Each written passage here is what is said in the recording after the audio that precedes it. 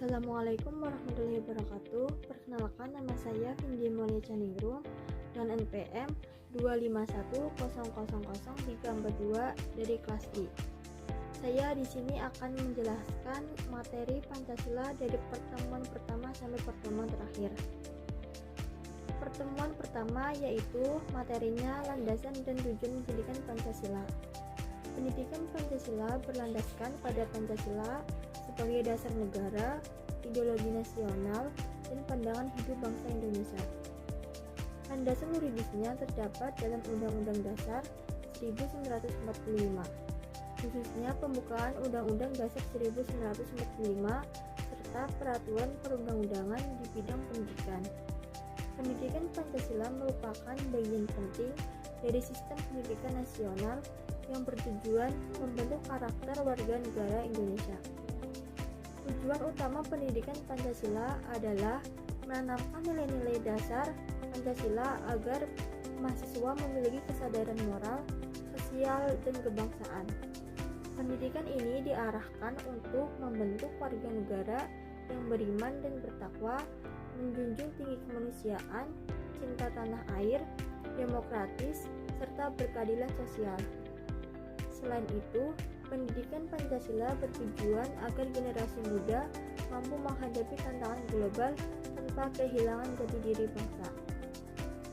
Materi yang kedua yaitu Pancasila dalam konteks perjuangan bangsa Indonesia. Pancasila lahir dari proses sejarah panjang perjuangan bangsa Indonesia dalam melawan penjajahan. Nilai-nilai Pancasila telah hidup dan berkembang dalam masyarakat Indonesia jauh sebelum kemerdekaan, seperti nilai religiusitas, gotong royong, musyawarah, dan rasa persatuan. Dalam proses perumusannya, Pancasila menjadi hasil kesepakatan bersama para pendiri bangsa yang berasal dari berbagai latar belakang. Pancasila dijadikan dasar negara karena mampu menjadi pemersatu bangsa yang majemuk. Dengan demikian, Pancasila bukan hanya hasil pemikiran elit, tapi refleksi dari pengalaman historis dan budaya bangsa Indonesia. Materi yang ketiga yaitu Pancasila sebagai dasar negara. Sebagai dasar negara, Pancasila merupakan sumber dari segala sumber hukum di Indonesia.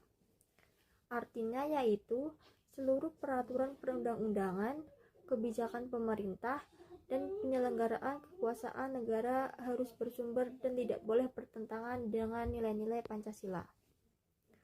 Pancasila menjadi pedoman dalam mencapai tujuan negara sebagaimana tercantum dalam pembukaan Undang-Undang Dasar 1945, yaitu melindungi segenap bangsa dan seluruh tumpah darah Indonesia, memajukan kesejahteraan umum, mencerdaskan kehidupan bangsa, serta berperan dalam mewujudkan perdamaian dunia.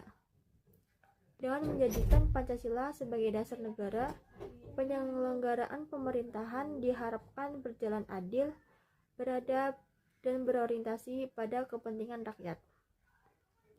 Selanjutnya, materi yang keempat yaitu Pancasila sebagai sistem filsafat. Pancasila disebut sistem filsafat karena mengandung nilai-nilai dasar yang bersifat mendalam, sistematis, dan saling berkaitan. Setiap sila Pancasila tidak berdiri sendiri, melainkan membentuk satu kesatuan yang utuh dan harmonis. Secara filosofis, Pancasila memandang manusia sebagai makhluk ciptaan Tuhan, makhluk individu, dan makhluk sosial. Pancasila juga mengatur hubungan manusia dengan Tuhan, sesama manusia, bangsa, dan negara. Oleh karena itu, Pancasila menjadi pandangan hidup yang memberikan arah dan makna dalam kehidupan bermasyarakat dan bernegara. Selanjutnya, materi Pancasila yang kelima yaitu Pancasila sebagai sistem etika. Sebagai sistem etika, Pancasila berfungsi sebagai pedoman dalam menentukan baik dan buruk suatu tindakan. Nilai-nilai Pancasila menjadi sumber moral dalam kehidupan pribadi, sosial, dan kenegaraan. Etika Pancasila menekankan nilai ketuhanan, kemanusiaan, persatuan, demokrasi, dan keadilan sosial.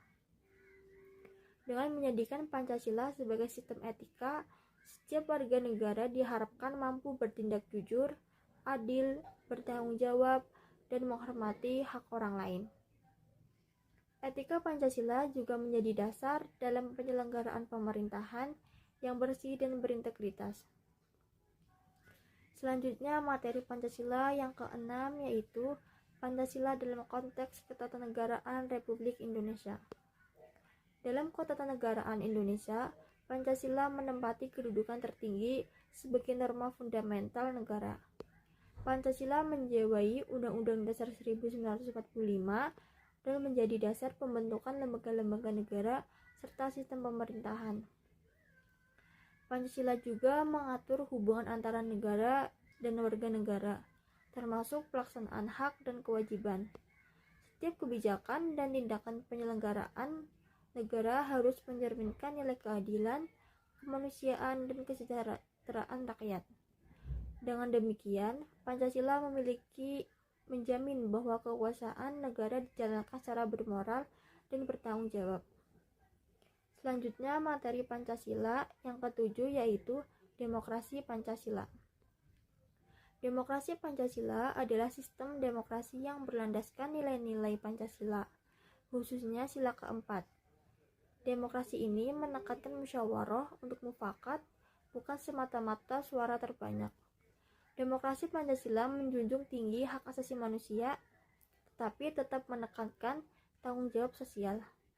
Kebebasan dalam demokrasi Pancasila tidak bersifat absolut, melainkan dibatasi oleh nilai moral, hukum, dan kepentingan bersama. Tujuan utama demokrasi Pancasila adalah mewujudkan keadilan, kesejahteraan, dan persatuan bangsa. Selanjutnya, materi Pancasila yang ketujuh yaitu etika dan moralitas dalam kehidupan berbangsa dan bernegara. Etika dan moralitas memiliki peran penting dalam menjaga stabilitas dan keharmonisan kehidupan berbangsa dan bernegara. Pancasila menjadi sumber nilai dalam membangun sikap saling menghormati, toleransi, dan gotong royong. Dalam kehidupan bernegara, etika Pancasila menuntut penyelenggaraan negara untuk bertindak jujur, adil, dan bertanggung jawab. Dalam kehidupan bermasyarakat, nilai moral Pancasila mendorong terciptanya solidaritas sosial dan persatuan nasional. Selanjutnya, materi Pancasila yang ke-9 yaitu Pancasila sebagai dasar dalam pendidikan multikultural. Indonesia adalah negara yang multikultural dengan keberagaman suku, agama, ras, dan budaya. Pancasila menjadi dasar utama dalam pendidikan multikultural karena mengajarkan persatuan dalam keberagaman. Pendidikan multikultural berbasis Pancasila bertujuan menanamkan sikap toleransi, saling menghargai, dan anti-diskriminasi. Melalui pendidikan ini, mahasiswa diharapkan mampu memahami perbedaan sebagai kekayaan bangsa dan menjadikannya sebagai kekuatan untuk membangun persatuan nasional. Selanjutnya, materi yang ke-10 yaitu Pancasila sebagai panduan etis di era globalisasi dan digitalisasi. Globalisasi dan digitalisasi membawa dampak positif sekaligus tantangan bagi bangsa Indonesia. Arus informasi yang cepat dapat memengaruhi nilai perilaku masyarakat, terutama generasi muda. Pancasila berfungsi sebagai panduan etis dan filter dalam menghadapi pengaruh globalisasi. Nilai Pancasila mengarahkan penggunaan teknologi dan media digital secara bijak, bertanggung jawab, dan beretika. Dengan berpegang pada Pancasila, masyarakat dapat memanfaatkan teknologi untuk kemajuan tanpa kehilangan identitas nasional. Materi yang terakhir yaitu Pancasila sebagai dasar nilai dalam pengembangan ilmu pengetahuan. Pengembangan ilmu pengetahuan dan teknologi harus berlandaskan nilai-nilai Pancasila agar tidak bertentangan dengan kemanusiaan dan keadilan sosial. Ilmu pengetahuan tidak boleh digunakan untuk merugikan manusia, merusak lingkungan, atau memperlebar kesenjangan sosial. Pancasila mengarahkan ilmu pengetahuan agar dikembangkan demi kesejahteraan umat manusia dan kemajuan bangsa. Dengan menjadikan Pancasila sebagai dasar nilai, ilmu pengetahuan dapat berkembang secara etis, bertanggung jawab, dan berkelanjutan. Terima kasih, itu materi yang saya sampaikan. Kurang lebihnya saya mohon maaf. Wassalamualaikum warahmatullahi wabarakatuh.